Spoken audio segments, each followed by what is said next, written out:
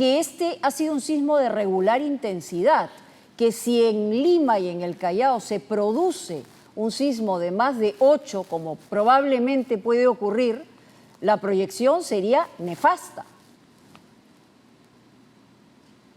Muy buenas noches, señora Mónica. Mire, en principio el sismo del día de hoy con una magnitud de 6.1, hemos tenido ya en los últimos 10 años alrededor de 2, 3 eventos sísmicos con esta magnitud.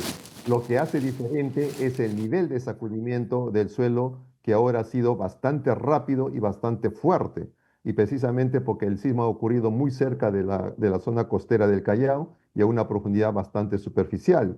Evidentemente, lo que hemos visto post-sismo nos deja un escenario muy claro de lo que podría ocurrir si nos enfrentáramos a un sismo que genere niveles de sacudimiento mucho más altos.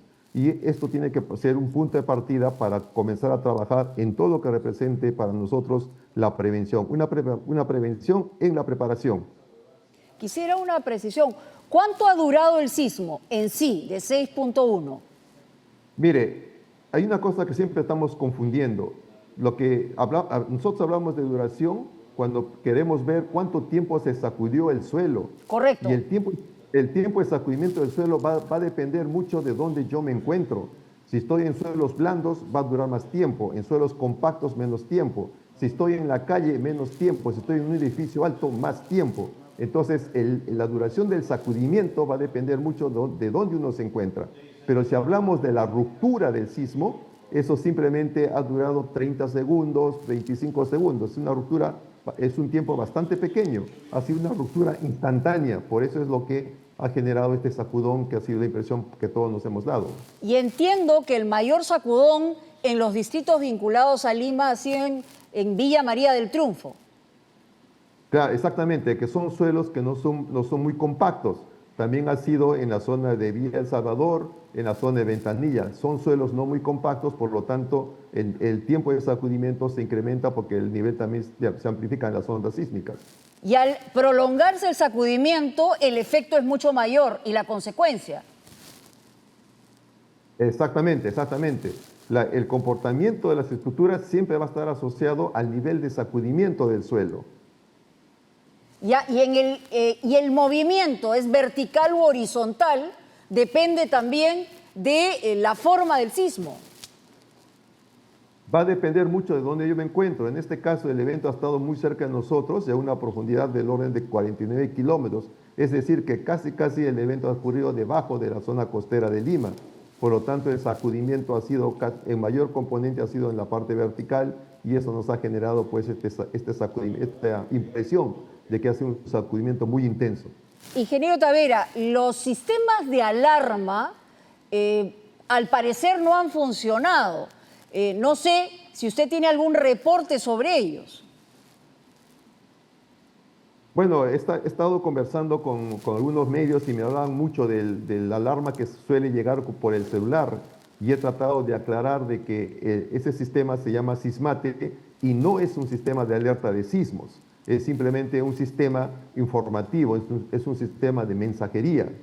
Lo que también he estado tratando de conversar es el hecho de que sí, en el Perú sí existe un proyecto en desarrollo que considera un sistema de alerta temprana de sismos. Pero repito, está en desarrollo y esperamos que... Pero hace tiempo que está en desarrollo, ¿no? Claro, es que es un trabajo bastante complejo en realidad, ¿no? Esperamos que antes de fin de año estemos haciendo ya las pruebas finales para que ya la población se vaya acostumbrando también cuál va a ser su manera de operatividad. ¿Y sería un sistema similar de alarma de prevención como ocurre en México? Es un sistema similar, pero obviamente con tecnología más avanzada, porque ya el conocimiento y la tecnología ha mejorado bastante.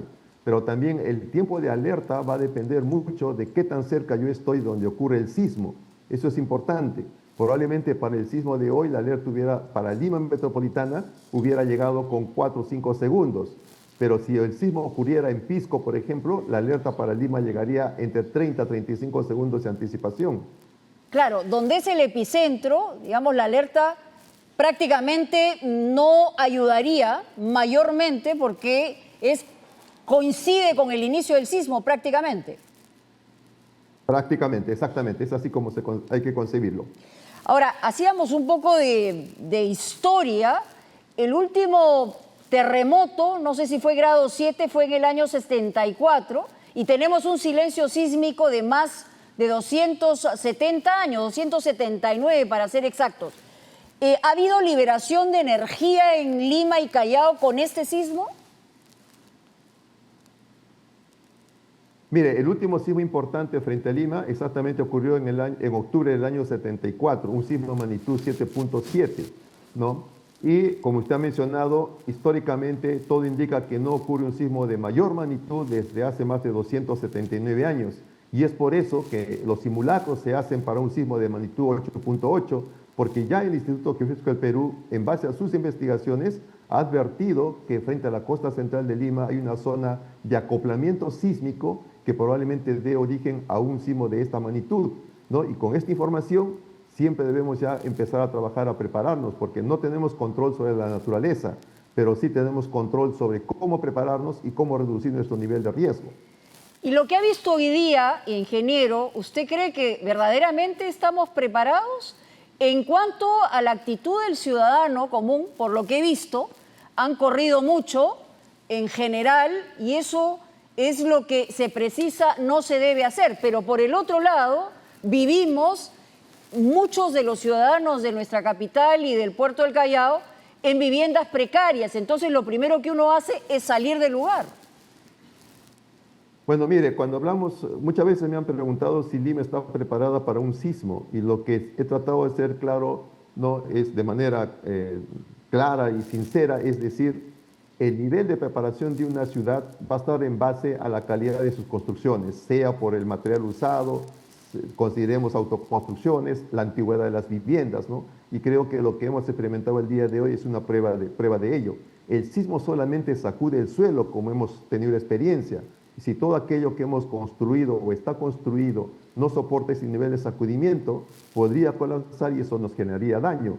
Todo eso lo hemos visto el día de hoy y realmente espero que tomemos conciencia y comencemos a prepararnos. Siempre he mencionado que lo primero que tenemos que hacer como persona es revisar mi vivienda, cómo la he construido, qué material he utilizado, sobre qué suelo la he construido y siempre hacer nuestros simulacros el fin de semana. Esa es la mejor manera de prepararnos para un sismo de mayor magnitud que en algún momento va a tener que ocurrir porque, como usted ha mencionado, vivimos en una zona altamente sísmica. Ahora, se habla permanentemente, y claro, nos olvidamos pronto, pero se habla mucho de que un sismo de más de 8 en la escala de Richter de todas maneras va a ocurrir.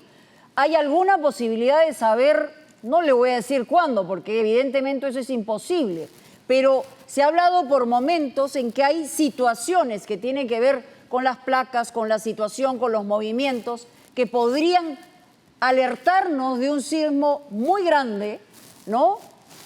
En los próximos años, días, meses, etcétera. Mire, los sismos son cíclicos, ¿no? Y evidentemente eso nos dice que si en algún momento ocurrió frente a la costa del Perú un sismo de magnitud 8.8, 9.0, este va a tener que repetirse en algún momento. Cuanto más grande es el sismo, requiere mayor tiempo de acumulación de esfuerzos y de formación. Evidentemente, en cualquier parte de nuestro territorio puede ocurrir un sismo de estas características. Eso nadie lo puede evitar. Lo que sí sabemos es que el sismo va a ocurrir y entonces tenemos que prepararnos.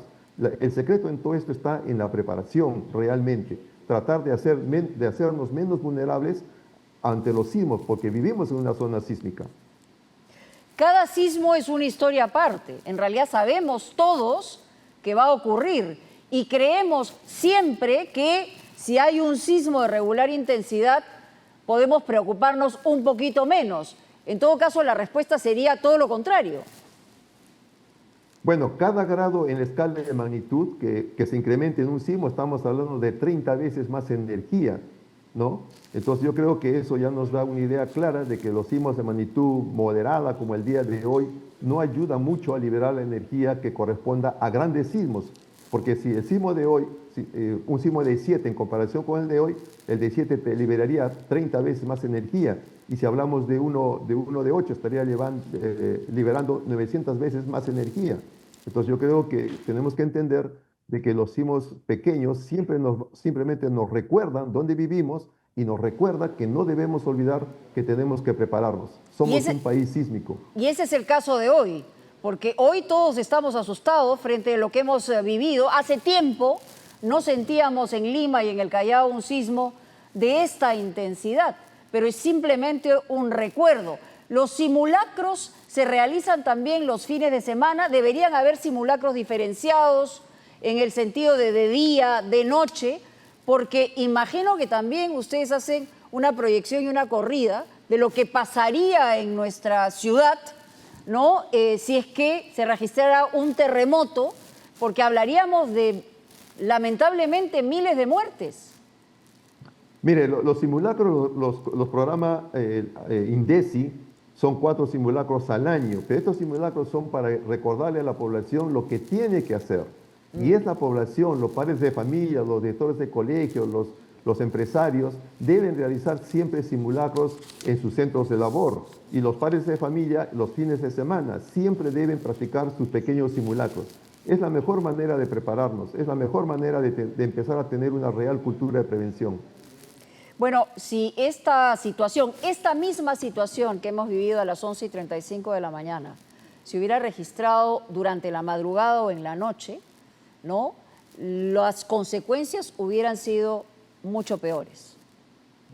Probablemente, porque muchos de nosotros estamos durmiendo y no tenemos una respuesta rápida para poder salir a campo abierto o movilizarnos en las zonas de seguridad. Por eso he mencionado, es importante los simulacros familiares. Vivimos en un primer nivel, tratemos de ensayar muchas veces cómo salir rápidamente a campo abierto. Si vivimos segundo piso hacia arriba o segundo nivel hacia arriba, empecemos ya a identificar dónde están las columnas de nuestras viviendas para saber dónde ubicarnos para cuando estos sismos ocurran. Y después que termine el sacudimiento del suelo, intentar salir a campo abierto. Yo creo que si esto lo practicamos cada fin de semana, cada familia, realmente al final vamos a tratar de reducir nuestro nivel de riesgo. ¿La Costa Verde puede considerarse una trampa mortal, ingeniero, según su punto de vista? Mire, hemos visto el día de hoy algo bastante interesante, ¿no? Y si uno recuerda un poco la historia, ¿no? Vamos a encontrar notas periodísticas que en el año 40, por ejemplo, que es el sismo de magnitud 0.8, cuyo epicentro estuvo al norte de la región Lima, con este evento también se vio un escenario muy similar a lo que hemos vivido el día de hoy en la zona de la Costa Verde. Entonces yo creo que con esta información ya podemos comenzar realmente a trabajar en una preparación adecuada, en un trabajo que nos lleve a reducir nuestro nivel de riesgo, ¿no? Y ojo que esta vez no ha habido tsunami, ¿no? Entonces yo creo que realmente tenemos que tomar conciencia de que vivimos en un país sísmico y tenemos que prepararnos todos. Bueno, la última vez que ha habido tsunami, estamos hablando del 2007 en Pisco, ¿no? Y generó olas de más de 4 o 5 metros de altura. La pregunta que quisiera hacerle es, ¿de qué depende de que se genere una alerta de tsunami? Es decir, hemos hablado hoy día de un sismo de 6.1 frente a las costas del Callao, ¿no? Rodeado del Océano Pacífico. ¿Qué es lo que genera, ¿no?, la alerta de tsunami? Mire, la práctica nos ha enseñado que los sismos con magnitudes igual o mayor a 7 sí generan tsunamis que puedan producir daño en zonas costeras, ¿no? Entonces, en este caso, el sismo ha tenido magnitud 6 y nuestros colegas de la Dirección de Hidrografía de la Marina de Guerra del Perú indicaron de que el evento no iba a generar un tsunami, ¿no? Entonces, solamente los grandes eventos sísmicos generan grandes tsunamis. Y el último tsunami que hemos tenido en Lima justamente corresponde al sismo de 1974, ¿no? Que generó inundación en la zona costera del Callao. No olas como hemos visto en Japón, como hemos visto en Pisco, que usted ha mencionado, pero sí generó gran inundación en la zona del Callao. Parece un cliché decirlo, el sismo o el terremoto no te mata per se, sino es la actitud con la que uno enfrenta. Pero adicionalmente, en una ciudad como la nuestra, es la calidad de construcciones, ¿no? La desorganización de la ciudad y lo poco preparados, no solo como ciudadanos, sino en los distintos niveles de la autoridad para enfrentar una circunstancia de este tipo. Todo eso es una especie de bomba frente a la posibilidad de un terremoto de grandes proporciones, ¿no? Bueno, lamentablemente no tenemos control sobre la naturaleza. No, Un claro que evento sí. sísmico de mayor magnitud podría ocurrir en cualquier momento. Lo que sí todos vemos cómo está creciendo Lima, ¿no? Con las invasiones en zonas de alto riesgo, como son las quebradas, las quebradas. Lo estamos perdiendo, ingeniero Tavera. A ver si podemos... Sí, tenemos algunos inconvenientes con el internet. Hay que recordar además que apenas ocurrido el sismo, lo cierto es que la gente comenzó a llamar por teléfono y hubo por un lapso, un momento donde habían inconvenientes para poderse comunicar. La recomendación en este caso es inmediatamente enviar un mensaje por WhatsApp para que esto no ocurra. Pero volvemos, ingeniero, le preguntaba, ¿no? Por no solamente la proyección y el temor que nos puede generar una situación de esta naturaleza, lo preparados que debemos estar, pero también, por otro lado, los niveles que nos rodean de informalidad en general en las construcciones. Cuando yo regreso por Chorrillos y veo, por ejemplo, los cerros con estas edificaciones, incluso edificios, lo primero que pienso es, ante un terremoto, ¿no? Con suelos completamente fangosos, esto va a generar una tragedia de enormes proporciones si se da y se registra un sismo mayor, ¿no? Bueno, usted ha definido perfectamente un posible escenario, ¿no? O sea, la manera como ha crecido Lima, un poquito desordenada, ocupando suelos que no son los adecuados, con viviendas que no son adecuadas, evidentemente incrementa un poco más el nivel de riesgo de nuestra ciudad. Pero por eso es que se incide mucho en los simulacros para saber cómo responder cuando estos eventos se produzcan, ¿no? Y esperamos pues de que las autoridades también y la misma población asume la responsabilidad de ayudar a que la ciudad crezca de una manera mucho más ordenada, con las viviendas adecuadas para soportar estos eventos sísmicos. ¿Cuánto tiempo tiene un ciudadano, una persona que está cerca del mar? En Lima, muchísimos millones de personas vivimos cerca del mar. ¿Cuánto tiempo tiene para poder ponerse a buen recaudo frente a la posibilidad de un tsunami? La experiencia nos ha enseñado que si yo estoy en zona de playa o cerca de la playa, ocurre un evento sísmico y yo no puedo mantenerme en pie, significa de que el sismo ha sobrepasado la magnitud de 7 y tengo que alejarme lo más rápido de la zona costera, ganar altura. Y después, probablemente, después de 10 minutos, debería estar ya llegando la primera ola de tsunami. Pero también vamos a ver cómo la mar se retira poco a poco, 100 metros, 150 metros, para que luego se presente el tsunami. O sea, disponemos de por lo menos más de 10 minutos. Y volviendo a la Costa Verde, ¿las zonas de evacuación son las adecuadas ante la posibilidad? En este caso, el sismo se ha registrado en invierno, pero nos volvemos a preguntar, porque hay que ponerse en todos los escenarios, ¿qué pasaría si fuera en verano?